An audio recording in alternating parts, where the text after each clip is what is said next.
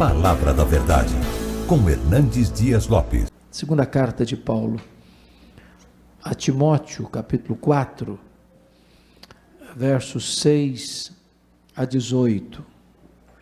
Eu já preguei nesse texto aqui, mas hoje eu queria fazer uma outra abordagem desse texto.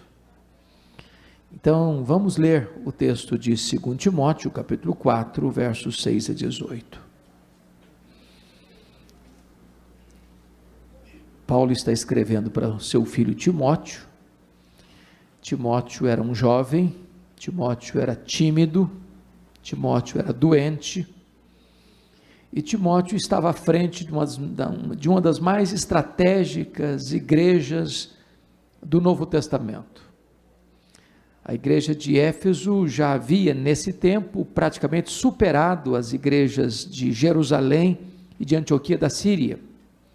Ela estava influenciando toda a província da Ásia, plantando igrejas em todas as províncias, em todas as cidades satélites de Éfeso, como Esmirna, Pérgamo, Tiatira, Sardes, Filadélfia, Laodiceia, Colossos e Hierápolis. Paulo está preso em Roma pela segunda vez, quando escreve esta carta. Esta é a última carta que Paulo escreveu, e ele escreve para Timóteo dizendo o seguinte, a partir do verso 6: Timóteo, quanto a mim, eu já estou sendo oferecido por libação, e o tempo da minha partida é chegado. Combati o bom combate, completei a carreira, guardei a fé. Já agora a coroa da justiça me está guardada, a qual o Senhor, reto juiz, me dará naquele dia, e não apenas a mim, mas a todos quantos amam a sua vinda. Procura vir ter comigo depressa, porque Demas, tendo amado o presente século, me abandonou, e se foi para Tessalônica. Crescente foi para a Galácia, Tito para a Dalmácia. Somente Lucas está comigo. Toma contigo Marcos, e traze-o, pois me é útil para o ministério. Quanto a Tíquico, mandei-o até Éfeso. Quando vieres, traz a capa que deixou em Trode, na casa de Carpo, bem como os livros, especialmente os pergaminhos. Alexandre, o latoeiro, causou-me muitos males. O Senhor lhe dará paga segundo as suas obras. Tu guarda-te também dele, porque resistiu fortemente às nossas palavras. Na minha primeira defesa, ninguém foi a meu favor, mas todos me abandonaram. Que isso não lhe seja posto em conta, mas o Senhor me assistiu e me revestiu de forças, para que por meu intermédio a pregação fosse plenamente cumprida, e todos os gentios ouvissem, e fui libertado da boca do leão. O Senhor também me livrará de toda obra maligna, e me levará salvo para o seu reino celestial. A Ele, glória pelos séculos dos séculos. Amém. Amém. Irmãos amados, todos vocês sabem que Paulo esteve preso em Roma por 2 vezes. A primeira prisão nos anos 61, 62, e a segunda prisão nos anos 66, 67. Na primeira prisão, quem estava por trás, orquestrando contra Paulo, eram os seus próprios irmãos, os judeus. Mas na segunda prisão, quem estava conspirando contra Paulo, era a pesada máquina do Império Romano. Na primeira prisão, Paulo tinha determinadas regalias. Ele estava numa espécie de casa alugada. Talvez hoje diríamos que era uma prisão quase que domiciliar. Mas na segunda prisão, ele é lançado numa masmorra úmida, fria, escura, insalubre, de onde as pessoas saíam leprosas ou para o martírio, a masmorra Mamertina. Na primeira prisão, Paulo orou para sair, pediu oração para sair, e de fato saiu, talvez para fazer a 4ª viagem missionária, deixando Tito em Creta, deixando Timóteo em Éfeso, muito provavelmente indo à Espanha, como era seu desejo.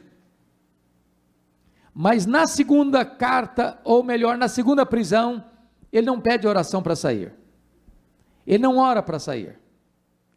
Porque já escreve esta carta como alguém sentenciado à morte, no corredor da morte, aguardando o dia da sua execução. Na primeira prisão, ele foi preso como um pregador, como um apóstolo. Mas na segunda prisão, ele foi preso sob a pesada acusação de ser um malfeitor, um criminoso, um bandido. Talvez acusado do mais horrendo crime do império, que foi o incêndio da maior, mais rica, mais poderosa, mais populosa cidade do mundo, a cidade eterna, a cidade de Roma, a capital do império. Talvez você pergunte, o que aconteceu para Paulo ser preso pela segunda vez? Exatamente essa tragédia que ocorreu no dia 17 de julho do ano 64, o incêndio de Roma. Meus irmãos, naquela época Roma, sendo a maior cidade do mundo, já tinha mais de 1 milhão de habitantes. E o incêndio não foi um incêndio casual, porque esse incêndio durou 7 noites e 6 dias. O incêndio destrói, devasta a cidade de Roma, pelo menos 70% dela. Dos 14 bairros de Roma, 10 foram destruídos. E o imperador Nero, megalomaníaco que era, assistia do alto da torre de Mecenas, as chamas devorando a capital, e ele, vestido de ator, tangia sua lira. Quando o incêndio termina, na noite de 24 de julho do ano 64, percebe-se que os 4 bairros que não foram severamente afetados pelas chamas, eram densamente povoados por judeus e cristãos. Isso dá a Nero um álibi, para botar a culpa do incêndio de Roma nos cristãos, e começa um verdadeiro massacre contra a igreja. Os crentes foram crucificados, faltou madeira para fazer cruz, tamanha quantidade de crentes que foram crucificados. Quando não tinha mais madeira, os crentes eram amarrados nos postes, cobertos de piche e queimados vivos, para iluminar as noites de Roma, um verdadeiro massacre. É claro que a essas alturas Paulo era o maior líder do cristianismo no Ocidente, e ele começa a ser caçado, até que botam a mão nele, e jogam Paulo nessa masmorra úmida e fria, a masmorra mamertina.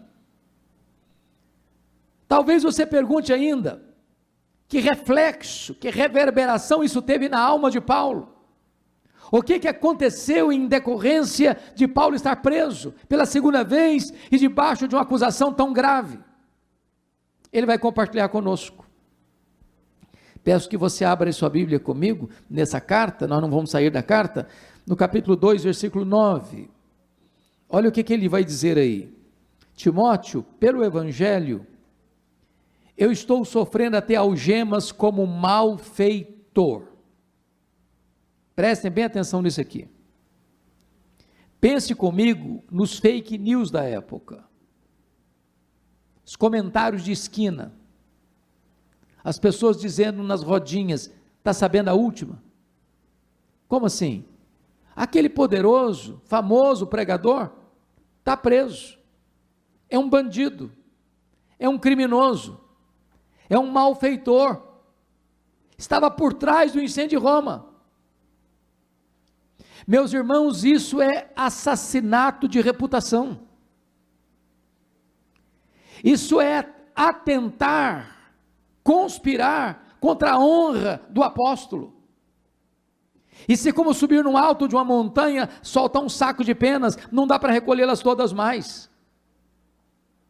Paulo está preso como um malfeitor, acusado de um crime gravíssimo que ele não cometeu. estão destruindo a reputação dele, estão maculando a honra dele, estão desconstruindo o testemunho de vida dele.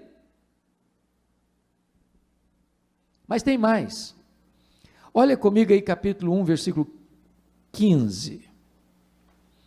Ele diz assim: Timóteo, estais ciente de que todos, não alguns, não a maioria, mas todos os da Ásia me abandonaram. A pergunta é: quem são esses da Ásia? São seus filhos na fé, aqueles que ele ganhou para Cristo, das igrejas que ele plantou, direto ou indiretamente, gente que o conhecia, gente que sabia do seu caráter, do seu testemunho ilibado, da sua vida irrepreensível, mas que em virtude da situação em que Paulo se encontrava, e com medo de que eles também sofressem as mesmas sanções, se acovardaram, e abandonaram Paulo. Ninguém teve coragem para se apresentar, dizendo: esse homem não é um bandido, esse homem não é um malfeitor, esse homem não é um criminoso. Todos se encolheram, todos recuaram, todos se acovardaram. Imagine o estrago que isso pode produzir na alma de um homem. Na hora que mais precisa, todos aqueles que foram fruto do seu ministério o abandonam. Mas tem mais. Confira comigo o capítulo 1, versículo 8. Ele diz assim: Timóteo, não te envergonhes, meu filho, do testemunho de nosso Senhor, nem do seu encarcerado que sou eu. Talvez nada machucou mais emocionalmente Paulo do que isso aqui. Irmãos, Timóteo era o mais próximo colaborador de Paulo, era seu filho amado.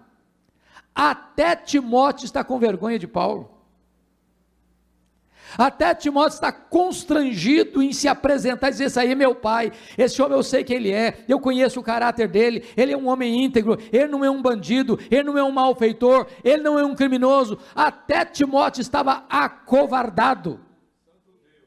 Já pensou o que é isso para a alma de um pastor? Mas tem mais. Olha comigo capítulo 4, versículo 16. Vocês todos sabem que até hoje as melhores escolas de advocacia, de direito do mundo, ainda estudam o direito romano. Embora Paulo estivesse debaixo de uma pesada acusação, ele teve direito de defesa. Marcaram uma primeira audiência para ele apresentar suas testemunhas. E eu imagino que Paulo vai para esta audiência com uma grande expectativa de que terá lá muita gente para defendê-lo, para dizer: não, esse homem não é criminoso, esse homem não é malfeitor, ele não é bandido, ele é um homem sério, ele é um homem de Deus, por onde ele passa, ele deixa rastros luminosos de um exemplo irrepreensível, ele não é responsável pelo incêndio de Roma. Agora veja o que acontece, capítulo 4, 16. Ele diz: na minha primeira defesa, ninguém foi a meu favor, antes todos me abandonaram. Já pensaram o que é isso? A dor do coração desse homem, não tem ninguém para ir lá para dizer uma palavra a favor dele. Diríamos hoje que foi julgada a revelia,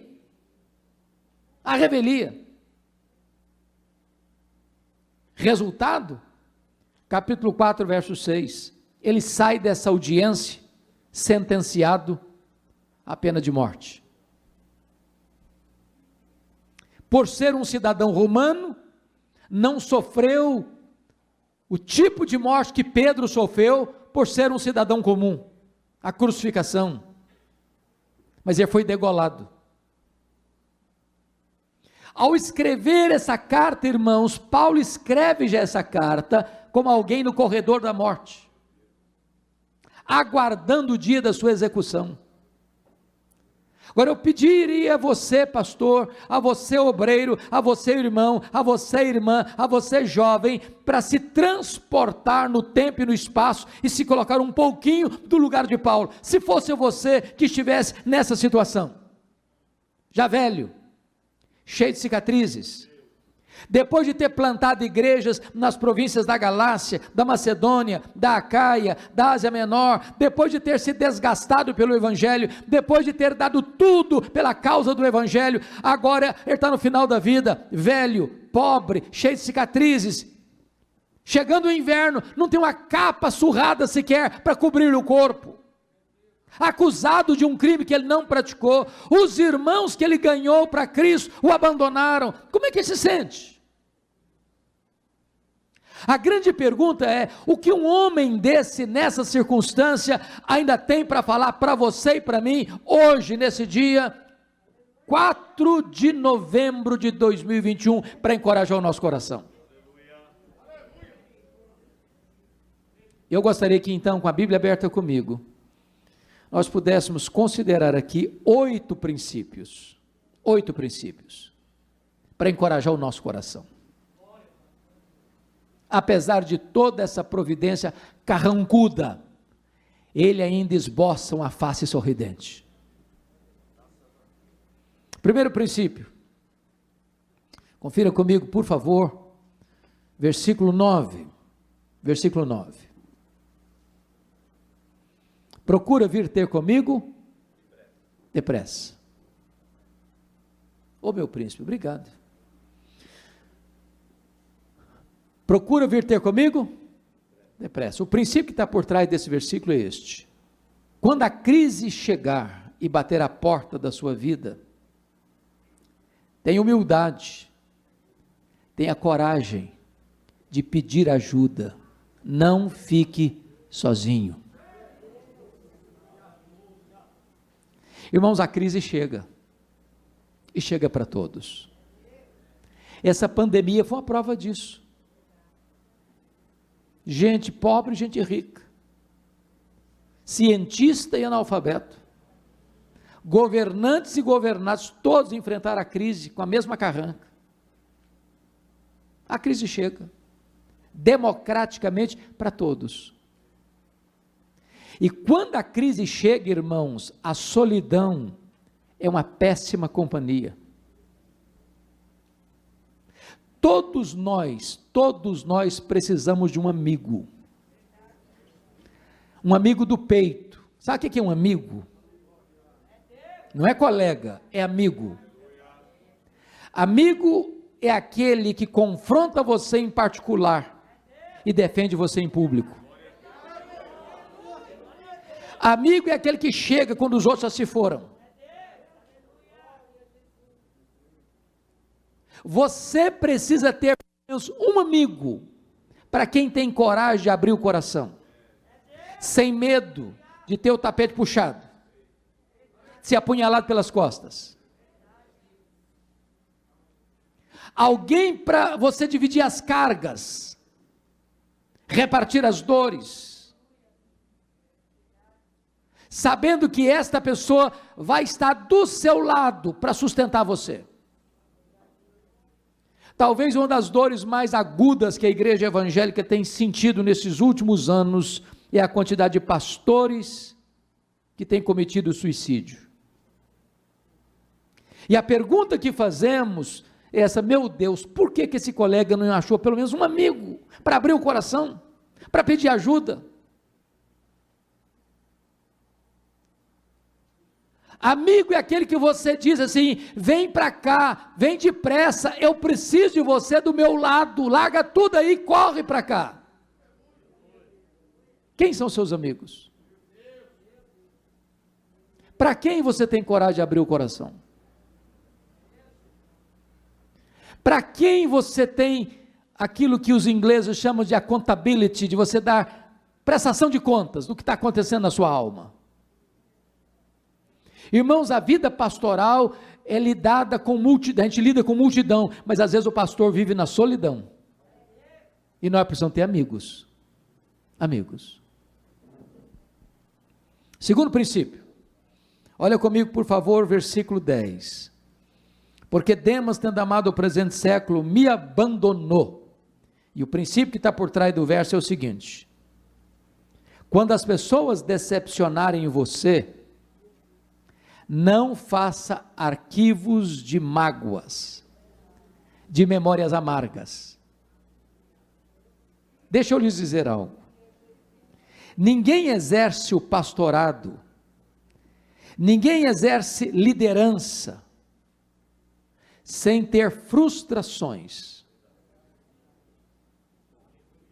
Sabe por que as pessoas nos decepcionam? E nós decepcionamos as pessoas. Nós não somos uma pessoa perfeita, nós não viemos de uma família perfeita, nós não nos casamos com uma pessoa perfeita, nós não temos filhos perfeitos, nós não pastoreamos uma igreja perfeita, logo nós vamos ter queixas uns dos outros. Se nós ficarmos remoendo mágoas, tristezas, dores, decepções, nós vamos perder a alegria, nós vamos perder a saúde, nós vamos perder o sono, nós vamos perder o foco. Se alguém machucou você na sua caminhada, bote o pé na estrada e continue caminhando. Toca a sua vida, toca o seu ministério. Porque não é fácil ser abandonado.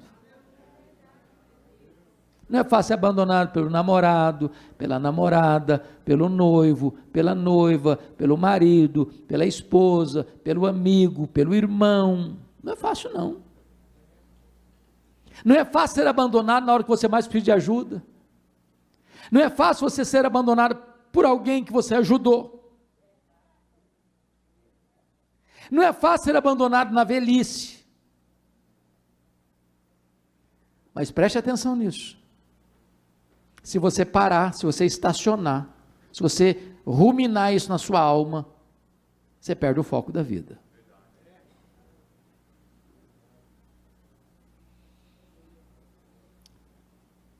Me permita um fato, dizer uma coisa importante aqui. Há um livro que li, e eu gostaria de recomendar aos queridos pastores, colegas aqui, Em Busca de Sentido, de Viktor Frankl. Viktor Frankl foi o pai da logoterapia e ficou preso no campo de concentração nazista e sobreviveu. E ele diz que a única coisa que ninguém pode tirar de você é o direito que você tem de fazer as suas escolhas. As pessoas podem tirar sua liberdade, podem tirar seu dinheiro, podem tirar sua vida, podem tirar sua família, mas elas não podem tirar o direito que você tem de fazer as suas escolhas. Ela fala mal de você, você fala bem dela. Ela persegue você, você ora por ela. Ela amaldiçoa você, você abençoa ela. Não guarde mágoas. Toque a sua vida, toque o seu ministério. Não faça arquivos de memórias amargas. Terceiro princípio, irmãos, confira comigo o versículo 11. Por gentileza, olha aí. Toma contigo Marcos e traze-o, pois me é útil para o ministério. O princípio que está por trás desse verso é esse. Se você se lembrar que em algum tempo da vida você machucou alguém, tenha coragem de pedir perdão e restaurar esse relacionamento. Eu só consigo entender esse versículo 11 à luz de mais dois versículos. O primeiro deles, Atos 13:13. Porque esse Marcos aí é o João Marcos, o primo do Barnabé. Que em Atos 13:13 diz que ele abandonou os dois missionários em Perge da Panfilha e retornou para a casa da mãe dele, em Jerusalém. A pergunta é, por que esse João Marcos abandonou os dois missionários? A Bíblia não é clara sobre isso. Podemos ter pelo menos três inferências. A primeira delas é que talvez ele era muito jovem, pensou que missões fosse turismo. Aí se desencantou e voltou. Segunda possibilidade, quando ele sai de Antioquia, o líder da caravana não era Saulo, não era Paulo, era o Barnabé. O Espírito Santo não mandou separar Saulo e Barnabé, mas mandou separar Barnabé e Saulo. Então o líder era o Barnabé. Só que em Pafos muda o comando. E Paulo assume o comando. Ele deve ter pensado, sobre a liderança do meu primo, eu tinha coragem de ir. Na liderança do outro eu não vou não. Terceira possibilidade, eu creio nessa aqui. Está escrito em Gálatas 4, a partir do verso 13, que Paulo pregou o evangelho pela primeira vez na Galácia, por causa de uma enfermidade física. Em outras palavras, não consta a Bíblia que Paulo tenha saído doente de Antioquia da Síria na primeira viagem, mas consta que ele chegou na Galácia doente. Então, pressupõe que a doença ocorreu no interregno da saída e da chegada. Que enfermidade física era essa? Muito provavelmente, a mesma situação que ele descreve em 2 Coríntios 12, 7. Me foi posto o espinho na carne, mensageiro de Satanás, para me esbofetear, a fim de que eu não me ensoberbecesse. Pergunta: o espinho na carne de Paulo veio de Deus ou de Satanás? E a resposta é: veio de Deus. Como é que você sabe? Por causa do propósito, para que ele não se ensoberbecesse. Quem tem dúvidas que o diabo trabalha 24 horas por dia para fazer do crente um balão, um pavão? Bom, mas se o espinho na carne veio de Deus, como é que Satanás batia na cara de Paulo com esse espinho? Porque esse é o papel de Satanás. Quando a providência é carrancuda, Satanás chega e diz: está vendo aí, você não é crente? Você não é pastor? Você não é pregador do evangelho? Está passando por essa magrela. Se Deus amasse você, você não estava nessa.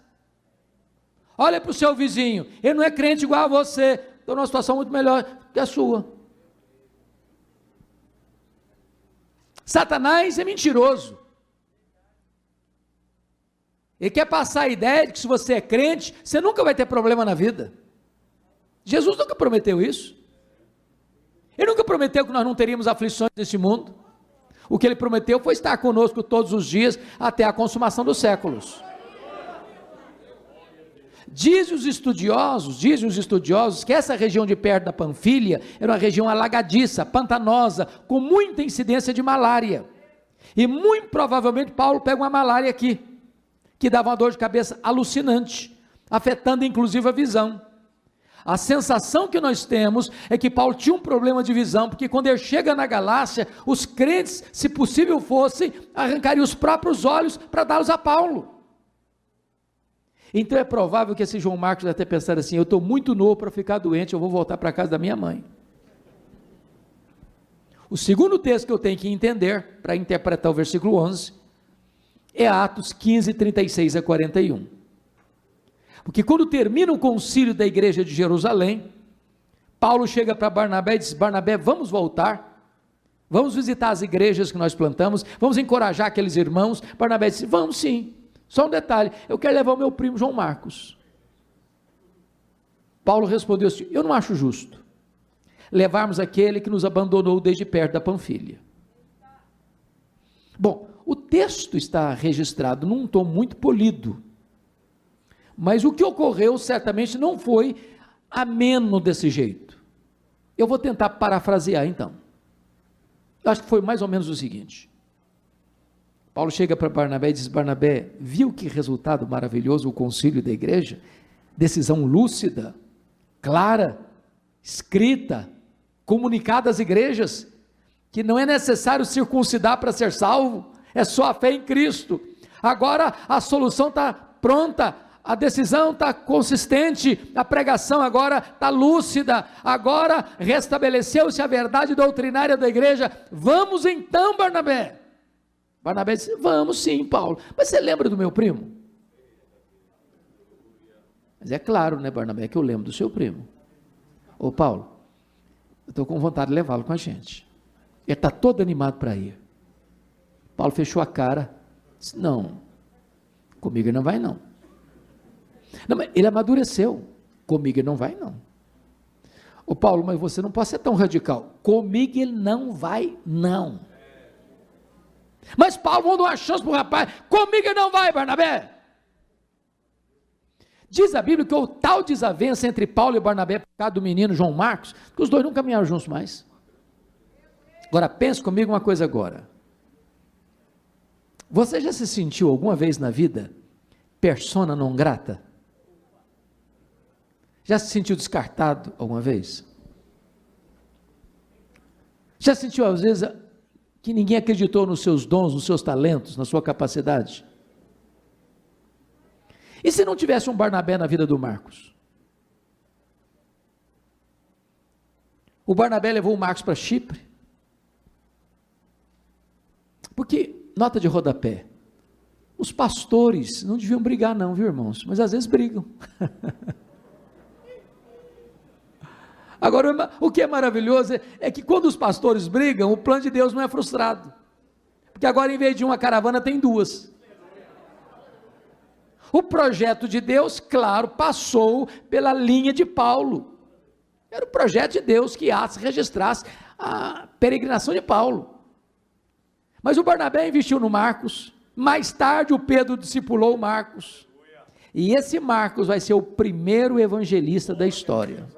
O primeiro evangelho a ser escrito foi Marcos. Tornou-se um homem de Deus.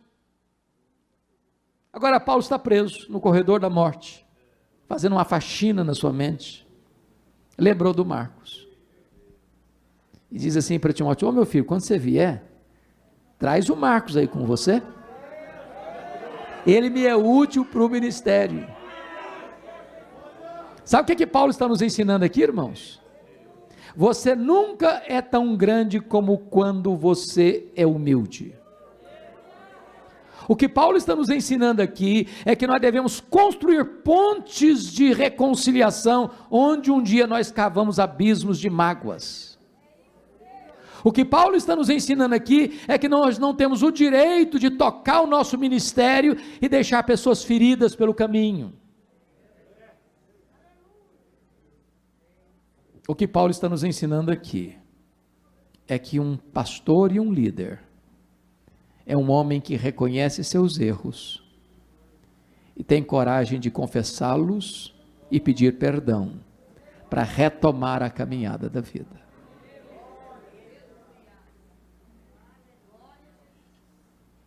Quarto princípio. Confira comigo, por favor, o versículo de número 13. Quando vieres, traz a capa que deixei em Trode, na casa de Carpo, bem como os livros, especialmente os pergaminhos. O princípio aqui é o seguinte: por pior que seja a situação que você esteja vivendo, nunca perca o entusiasmo de estudar a palavra de Deus. De estudar a palavra de Deus. Irmãos, preste atenção comigo. Paulo está velho. Paulo está doente. Paulo está cheio de cicatrizes. Paulo está no corredor da morte. Paulo está num lugar escuro, insalubre. Paulo está aguardando o dia da execução dele. Ele tinha, diríamos hoje, todas as desculpas: não, eu não quero mais ler nada, não quero mais ler também Bíblia, mas agora eu vou ficar pronto para morrer mesmo, porque agora chegou o fim mesmo, que acabou. O camarada está com vontade de ler mais Bíblia, ele quer estudar mais a Bíblia. Enquanto eu tiver um fiapo de vida, enquanto eu tiver fôlego nos meus pulmões, eu quero estudar mais a palavra de Deus. Traga os meus livros, traga os meus pergaminhos, traga as cópias das Escrituras.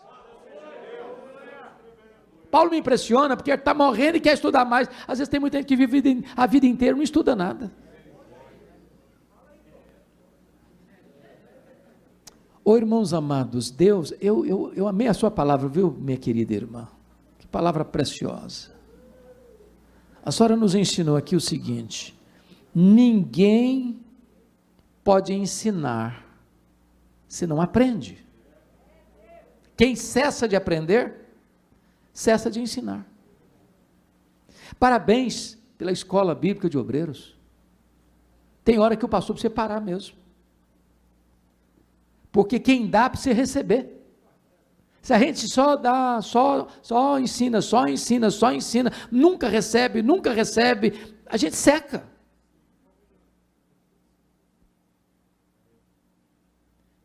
Nós estamos vivendo uma geração fantástica, acesso ao conhecimento. Temos várias Bíblias de estudo, temos vários livros maravilhosos. Mas por outro lado, irmãos, nós temos uma geração rasa de Bíblia. Tem lugar que você chega e diz, meus irmãos, vamos abrir no profeta Abacuque. O cara começa a procurar Abacuque lá em Gênesis. Ele nem sabe que existe o Abacuque.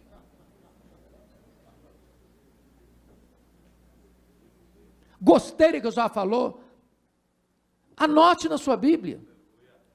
Essa Bíblia aqui já está costurada várias vezes, e eu tenho anotações aqui, que quando eu olho para a anotação, me vem à mente uma série de outras informações.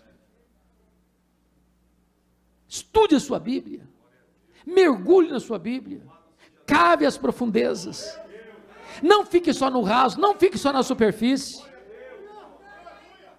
Irmãos, deixa eu lhes dizer algo. As nossas ovelhas podem ser muito simples, podem ser até analfabetas, mas tolas elas não são. Qualquer ovelha sabe quando o pastor se preparou para pregar e quando ele não se preparou para pregar. Nós precisamos dar pão para o nosso povo. E para dar pão para o nosso povo, nós temos que mergulhar na palavra, nós temos que nos afadigar na palavra, nós temos que ser obreiros aprovados que manejam bem a palavra da verdade. Quinto princípio, olha comigo o versículo 14, Alexandre o latoeiro causou-me muitos males, o Senhor lhe dará paga segundo as suas obras. O princípio que está por trás aqui é este: quando alguém deliberadamente fizer o mal contra você, não dê o troco, entregue esta causa para Deus. Pastor pastor não faz inimigo, mas pastor tem inimigo.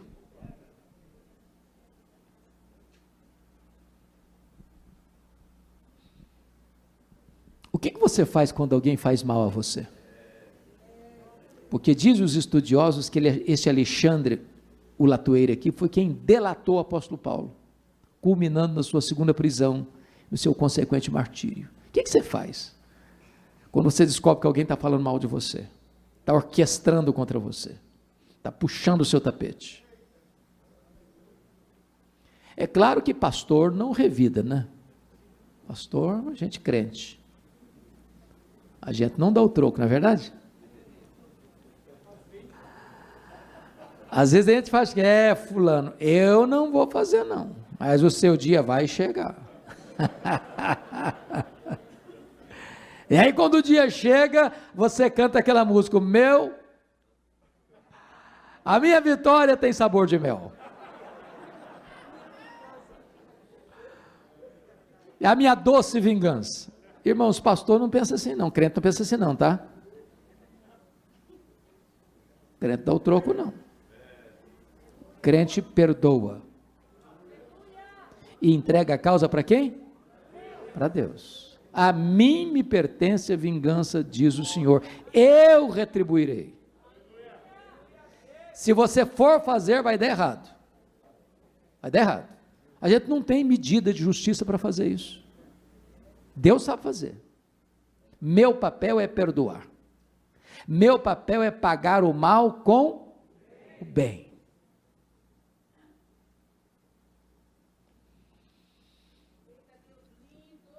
Sexto princípio. Sexto ou sétimo? Sexto. Sexto princípio. Versículo 16 e 17. Na minha primeira defesa ninguém foi a meu favor, antes todos me abandonaram, que isso não lhe seja posto em conta. Mas o Senhor me assistiu e me revestiu de forças, para que por meu intermédio a pregação fosse plenamente cumprida e todos os gentios ouvissem, fui libertado da boca do leão. O sexto princípio é esse.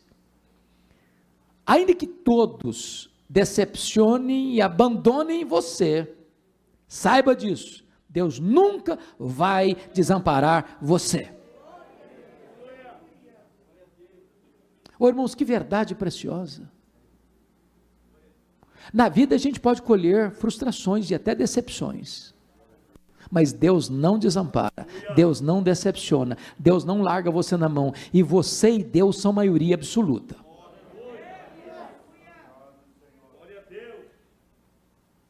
Agora vamos entender o que Paulo está dizendo aqui, porque quando ele vai para essa audiência, ele vai com expectativa, e ele chega lá pensando, vai ter uma multidão de crente aqui para me defender, e quando ele chega não tem ninguém. Eu imagino que ele ficou olhando para a porta, vai entrar um crente, vai entrar um filho na fé, vai entrar alguém que me conhece, vai entrar alguém para falar a meu favor, e não entra ninguém. E ele ficou o quê? Com a bateria riada. Ele ficou com um sinal vermelho, porque o tanque estava vazio. Ele se enfraqueceu. Então diz o seguinte, mas o Senhor me revestiu de quê? De força. Só é revestir de força quem está enfraquecido. Então tem hora que você está andando na reserva, tem hora que você está andando com o tanque vazio, tem hora que você está com a pilha quase acabando, mas nessa hora, de força em força, você vai caminhar. Deus não vai deixar você sozinho, Deus não vai deixar você desamparado, Deus vai te fortalecer, Deus vai lhe dar coragem, Deus vai lhe dar ânimo, Deus vai lhe dar vitória, Deus vai lhe sustentar.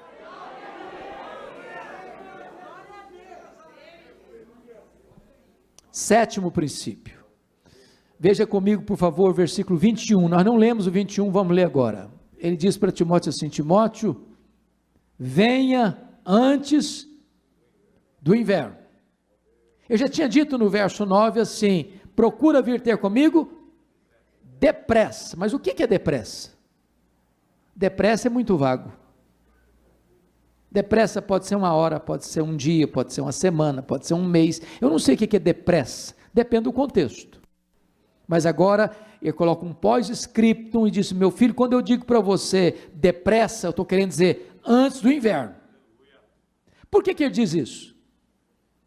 Porque no inverno, os 3 meses de inverno, não se navegava com segurança. É só ler Atos 27. O princípio que está por trás desse versículo é o seguinte: o que você precisa fazer, faça hoje, porque amanhã pode ser tarde demais. Foi o sermão que a irmã nos entregou agora há pouco. Oportunidades passam.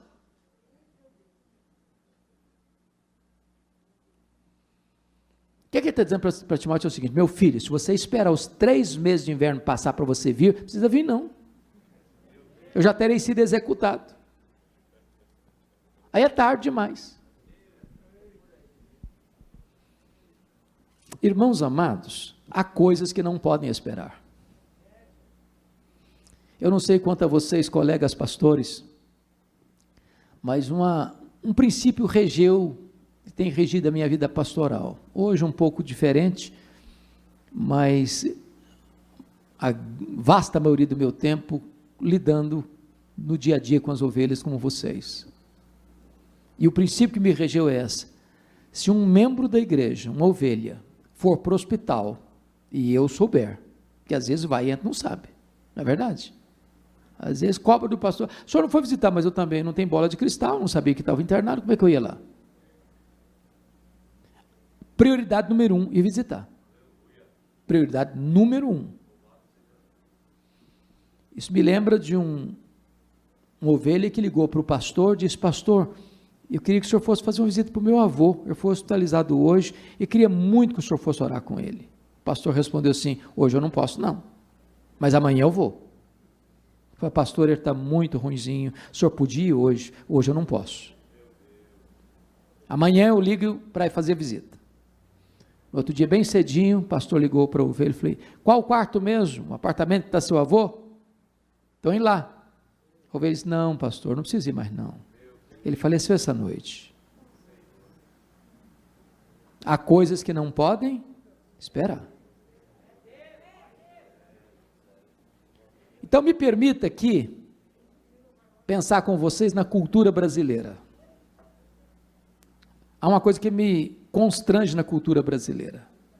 E a primeira coisa que me constrange na cultura brasileira é que os mortos recebem mais elogios do que os vivos. Já perceberam isso? A rasgação de seda que fica em cima do caixão. A pergunta é, será que esse irmão, essa irmã, que Jesus chamou, escutou em vida alguns desses elogios? Meu irmão, se você tem que elogiar alguém, elogie em vida. Há crente muito espiritual, não, pastor, esse negócio de elogiar é um perigo, porque isso leva a pessoa a ficar vaidosa. O que a Bíblia proíbe é a hipocrisia. Agora, um elogio certo, bom, oportuno, é uma bênção. Nós precisamos de encorajamento. Leia a Bíblia, está cheia de encorajamento. Leia as cartas de Paulo, estão cheias de encorajamento. Comece a elogiar seu marido, comece a elogiar sua esposa, comece a elogiar seus filhos, comece a elogiar seus pais, comece a elogiar seu pastor, comece a elogiar os membros da sua igreja. Uma palavra boa, um elogio certo, vale mais do que 1000 críticas. A segunda coisa que me choca é que defunto recebe mais flores do que vivos. Dá para entender isso? Eu fui num funeral, pastores, uma certa feita, e contei 86 coroas de flores. Precisava contratar um caminhão só para levar as flores. E eu fiquei do lado olhando, falei, coitado do defunto, não consegue cheirar um botão de rosa a mais, para que tanta flor para ele? Mas sabe por que os mortos recebem mais flores do que os vivos? É porque a voz do remorso é maior do que a voz da gratidão.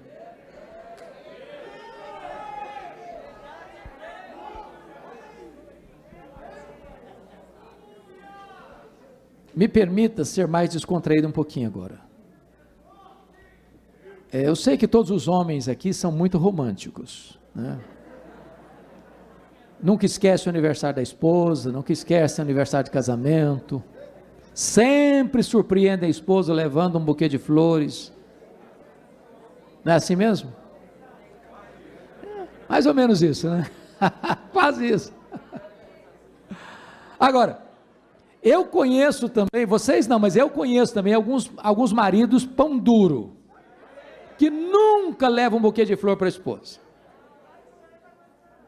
Agora preste atenção no que eu vou lhe dizer.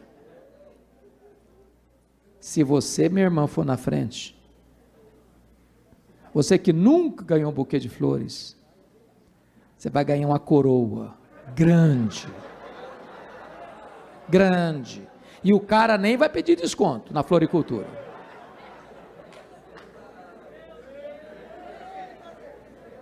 Se tiver que mandar flores, manda em vida, manda em vida. O que você tem que fazer, faça hoje. Talvez está na hora de você fazer uma visita. Tempo que você tinha que ter feito, não fez até hoje. Aquela conversa, está esperando há tempo. Aquela ajuda, aquela oferta que você precisa dar para alguém que está precisando de ajuda, vai lá. Depois é tarde, é agora, é hoje. Venha antes do inverno. Exatamente isso. Ela colocou tudo que ela tinha a serviço de Jesus. Quebrou o vaso, ela não abriu o vaso, ela quebrou o vaso. Mas para terminar, o último princípio, o 8º princípio, versículo 18, olha aí o que está escrito. Ele termina, fecha a cortina da vida, dizendo o seguinte: a Ele, glória pelos séculos dos séculos, amém. E o princípio é este: a melhor maneira de você fechar as cortinas da vida e encerrar a sua carreira e o seu ministério é dando a Jesus toda a glória devida a Ele. Não tem monumento para homem, não tem homem no pedestal. O único que deve receber a honra, a glória e o louvor é o Senhor Jesus Cristo. E não tem melhor maneira de encerrar a carreira do que essa.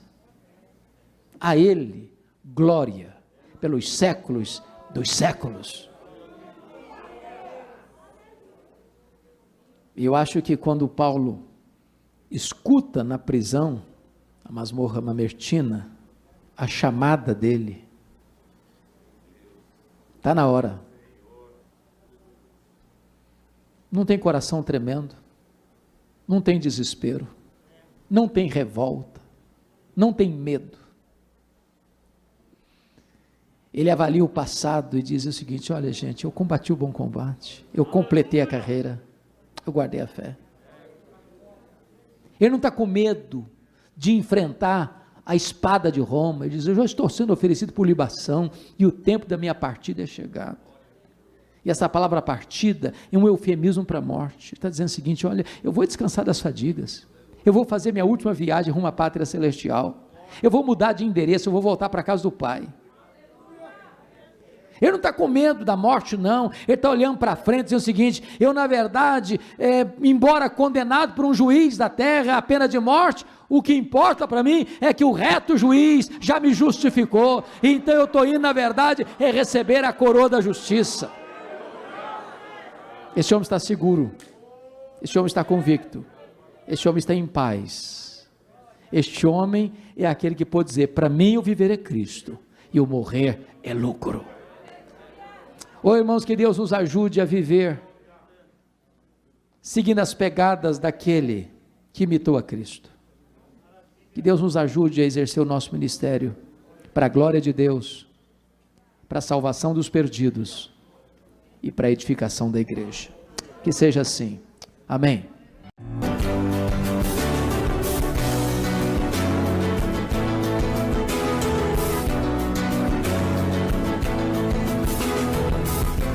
Palavra da Verdade, com Hernandes Dias Lopes.